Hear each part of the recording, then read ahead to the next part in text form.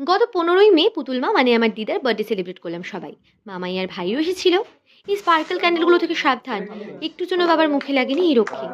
Cake cutting এর পর মামাই চলে গেল, ভাই বলল থাকবে। এরকম কিছু ছোট ছোট মুহূর্তগুলো কিন্তু জীবনকে সুন্দর করে তোলে। চাইলেও এই দিনগুলো আবার হয়তো কখনো ফিরে পাবো না। যাই হোক, পরের দিন লাঞ্চ করে ভাইও বেরিয়ে পড়লো। শনিবার আমি, মা আর বাবা মিলে গেলাম ফালাকাটা আমার চেক আপ করাতে। গেছিলাম জেনারেল ফিজিশিয়ান দেখাতে।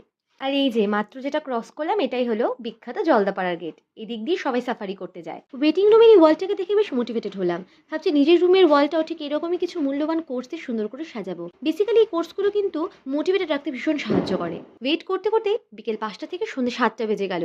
২ ঘন্টা ধরে ওয়েট করে করে পেয়ে গেল ভয়ঙ্কর খিদে। গেলাম ফালাকাটার ফেমাস দোকান সুইটিতে। আর সুইটিতে যাবো ছোলে ভাটুরে খাবো না, তা আবার হয় নাকি। এরপর খাবার হজম করতে নিলাম একটা কোক।